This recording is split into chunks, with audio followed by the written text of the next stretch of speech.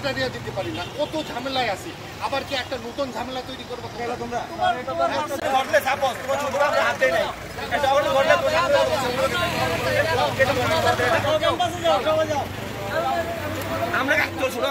নগদের কাছে সব গ্রাহকই প্রিয়, তাই তো সারা দেশে ক্যাশ আউট চার্জ সবচেয়ে কম।